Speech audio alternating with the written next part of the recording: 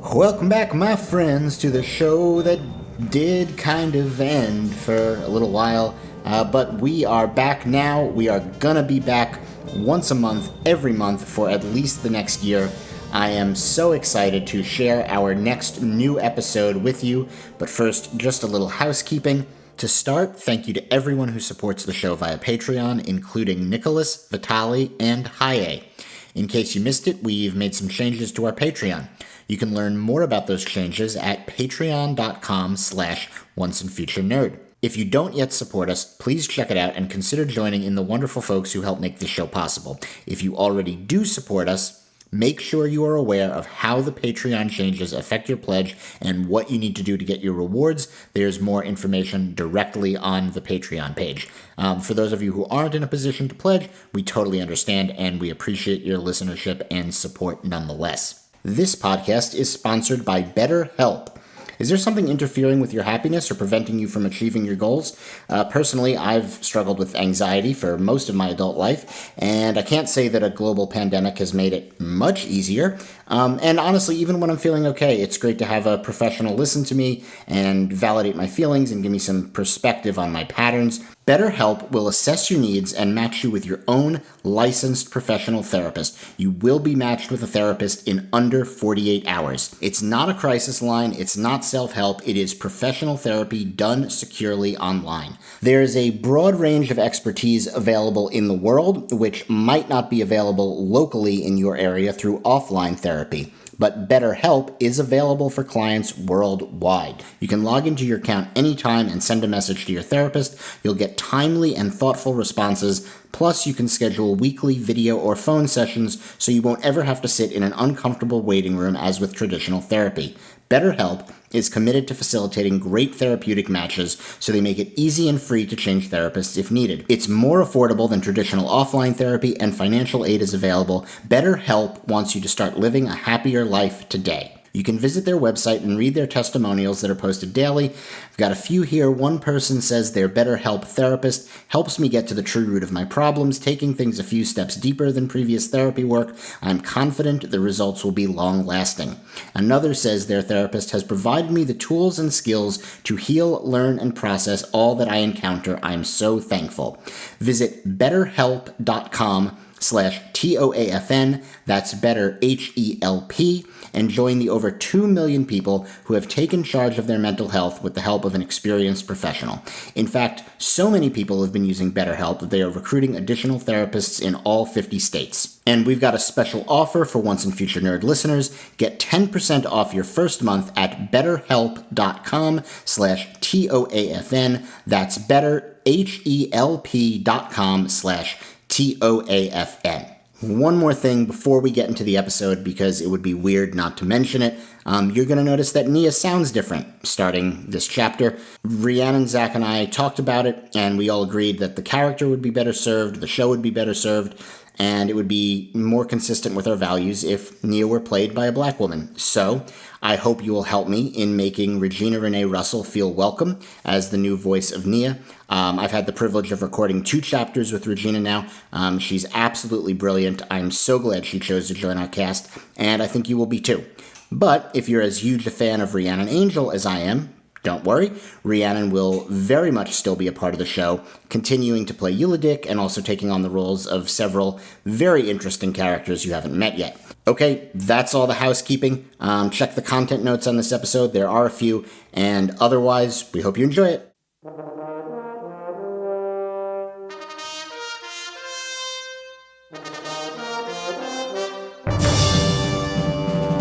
The Once and Future Nerd. Book 2, Myth Made Flesh. Chapter 7, What's Close to You? Part 1 by Christian T. Kelly Madera.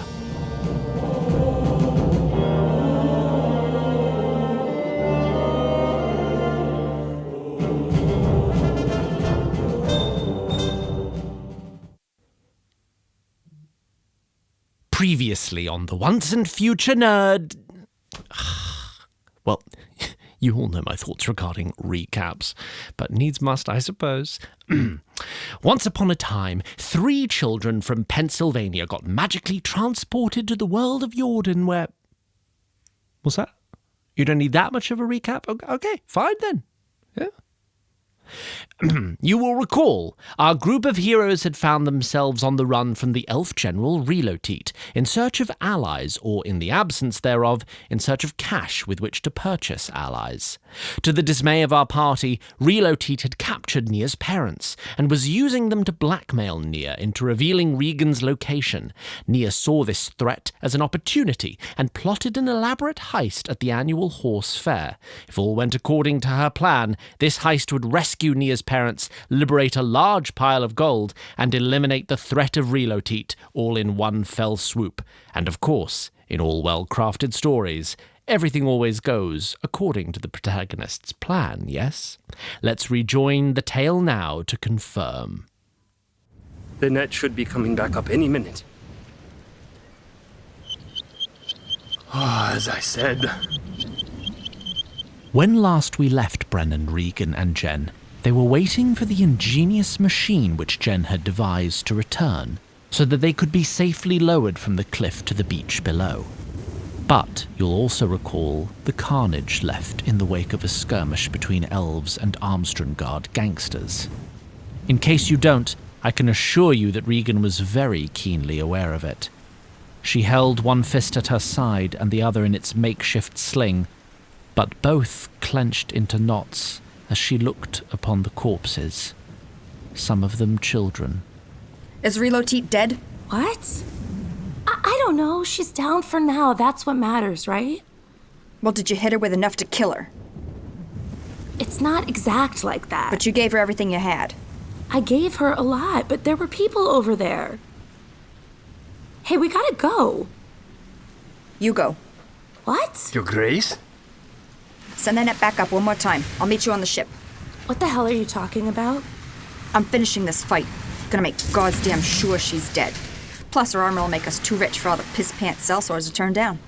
We won. Just stick to the plan. I'm always sticking to my plan. Wait, Regan! Your Grace! God damn it! What now? You should ride the net down. Send Yellowing back up. Fuck it. Jen! Where are you going, goddammit? Yellowing! We need help! Brennan looked around him for something heavy with which to send the net back down. He saw a marble pillar which adorned the winner's circle.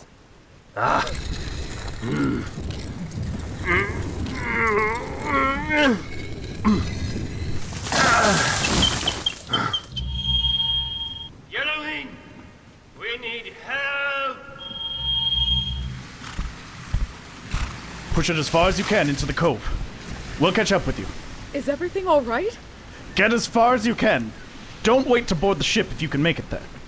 And thus Yellowin returned to the base of the cliff and looked up at it. He saw the net, laden with a marble pillar, returning to the ground. Damn it. But of course it is much easier to knock a standing pillar off its balance than it is to lift it out of sand. Sir Brennan! Blast it all. He grabbed one of the 2 ropes connecting the net to the sandbags. He unsheathed his hunting knife and cut the rope. The fog was beginning to clear, and the dust was beginning to settle near the demolished seating area as Regan stalked through it, crossbow in hand. And as the sun began to pierce the thick man-made clouds, an opalescent glint caught her eye. Now this next series of events unfolded extraordinarily quickly, so pray permit me to explain it to you instant by instant. Ry'y lay prone, bloodied and burned, but with eyes open and crossbow at the ready. But I imagine it will please you to know that, through tremendous skill and a little bit of luck, Regan managed to spot the elf a split second before she spotted her. Regan whipped her healthy arm up to level her weapon at Ry'y, but as she did, something caught in her shoulder. Something she had noticed once or twice before, but forced herself to ignore.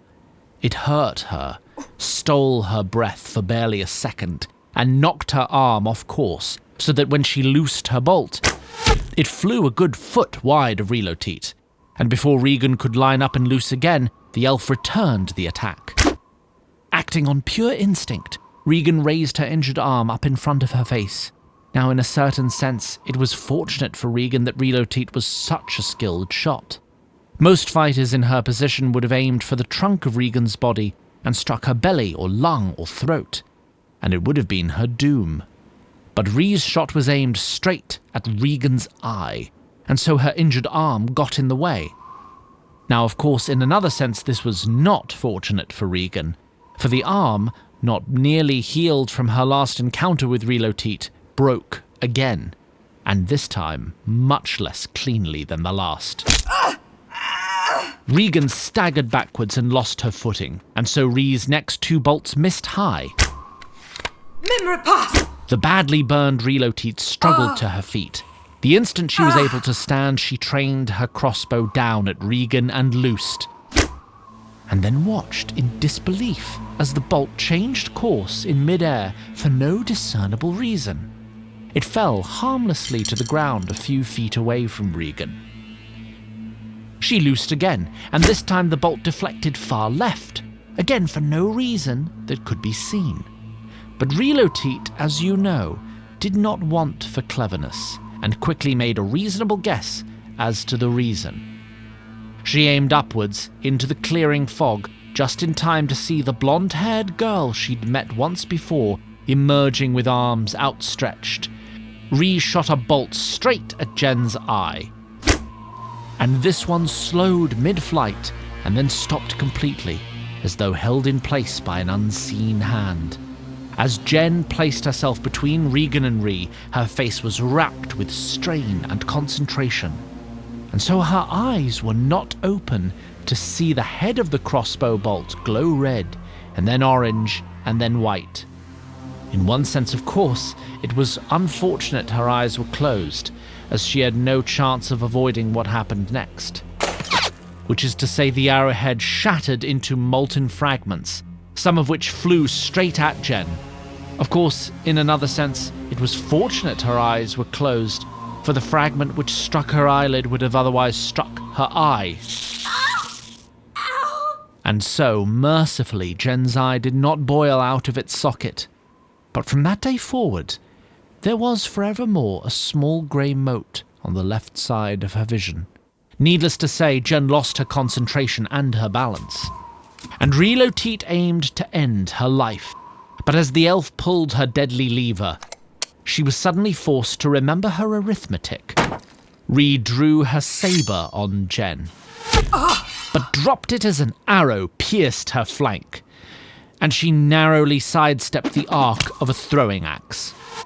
At last, keenly aware of her sudden but significant disadvantage, Lord Commander Ry'y quickly hobbled away. Who's hurt? She is. She is. Can you walk? Yeah. Yellowing, you gotta go after... You need a medic. Quickly, Your Grace. Make haste to the cliff. I'll cover your retreat. The return trip to the cliffside took considerably longer than the trip Brennan and Yellowin had just made, as you can no doubt understand. There. What happened to the machine? I had to get back up very quickly. Not to worry. I'll get myself down and tie it back where I cut. Quickly. Go.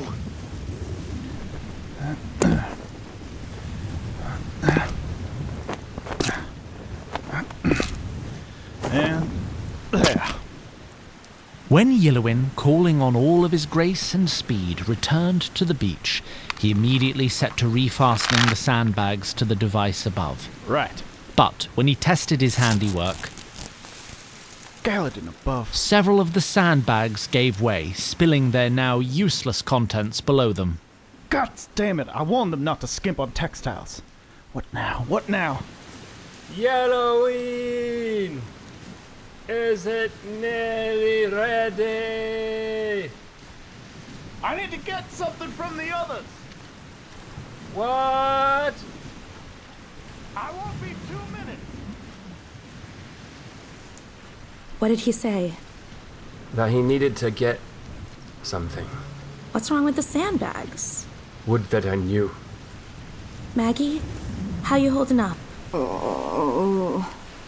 Hey. Hey. Hey, you gotta stay with me. What did the bartender say when the thief, the elf, and the cleric walk into the bar? I don't know why I thought I'd just come up with a punchline there.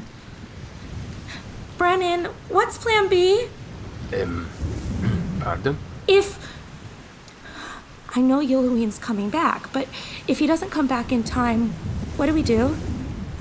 Brennan opened his mouth to speak, but no sound emerged. Jen gave him a look which could only be described as pleading, but he only shook his head apologetically. And so the relief was palpable when a tug came on the rope. Yelloween! He's back. He's waving to us. I'm going to climb down and grab the rope. Pass Her Majesty to me and then grab on yourself. And back down on the beach, Yelloween watched with rapt attention as, high above, his friends took precarious hold of the rope. The cord pulled taut against a large and sturdy chest of oak and iron, which did not budge. I need to remove some weight. Hold fast. Yellowin found a heavy rock on the beach and set to work on the lock.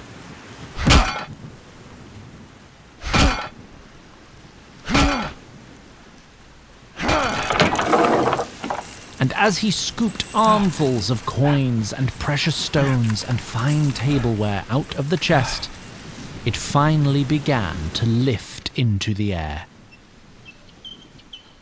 But as Brennan and Jen waited above with nigh insensate Regan, they began to hear an unmistakable sound.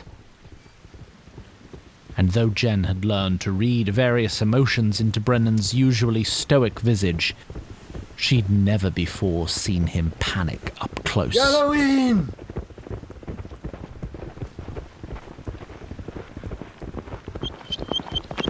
God's mercy. And so, when Jen's device set them down on the beach below, they were in quite a state of haste. Help me load our spoils back into the chest so that we No can... time. But Her Grace said that we need it for the... No time. Grab what you can and run.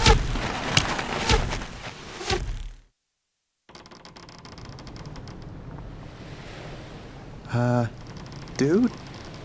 What are you? Nelson, you'll recall, had just had a rather strange experience with the babe entrusted into his care.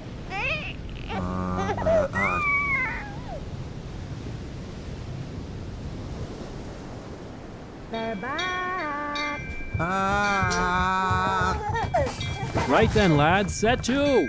Make like you done this before. 3 minutes for the elves are on us like salt on the wind, don't you know? There's injured down here. They say someone's hurt. Right then, Froggy, go and fetch your medicine bag and tell the rowers at the catch. Did they say someone's hurt?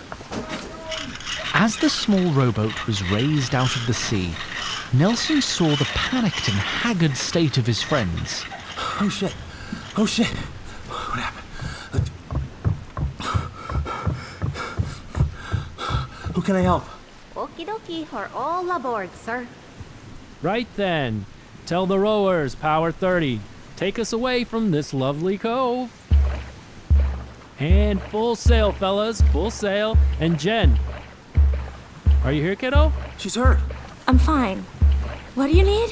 A little extra wind would sure go down smooth, don't you know? Right. Jen, Her Grace still needs purified air. Are you sure you're up to handling both?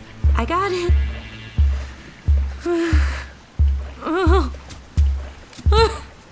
Jen faltered on her feet, but Billy was there. Whoa, I got you. Take her somewhere cool and dark. Make sure she rests, especially her eye.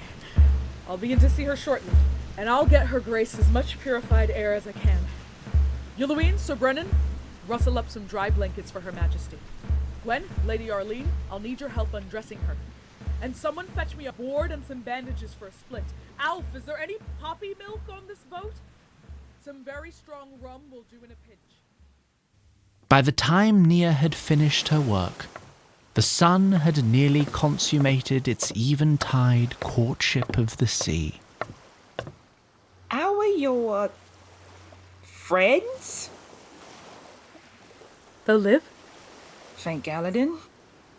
I can't speak as to the one's fencing career. In addition to the broken forearm, I suspect she had a hairline fracture in her upper arm from a prior injury. She either refused to tell us or refused to acknowledge it herself. I suspect that's why she was bested in combat. The younger one still has her sight, though she'll see a little worse. Still, both are lucky. You did a good job, Nia. You really are a fine healer. Thank you.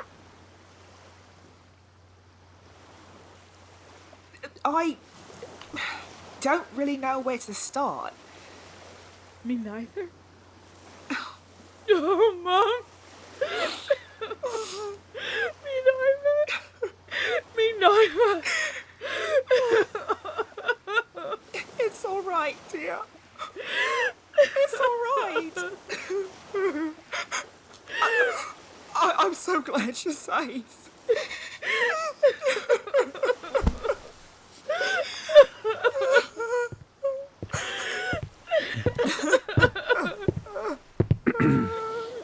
Nia. Ow! Good evening. Pardon me. It's been quite a day. No. I understand. The captain was relieved to hear that none of your party's wounds were fatal, and she sends her best wishes for their speedy recovery. That is kind of her to say. She also demands parley in her quarters at your earliest convenience. Yes, I expected she might. Mother, if you'll excuse me. Of course. Lead the way.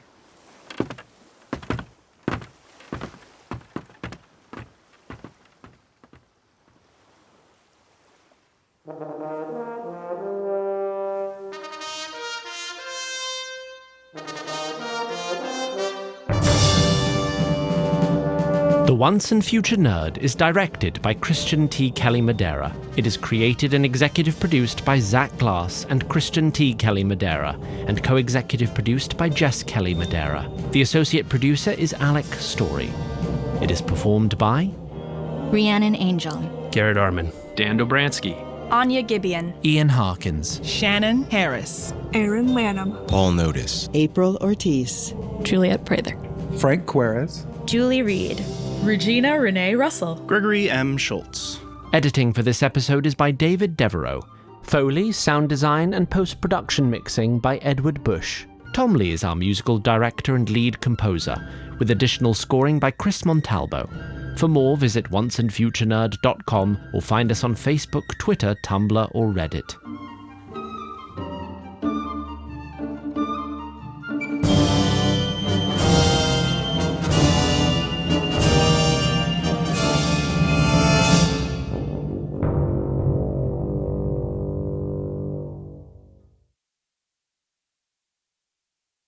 Hey everyone, if you're enjoying the Once and Future Nerd, you might enjoy this show from our friends.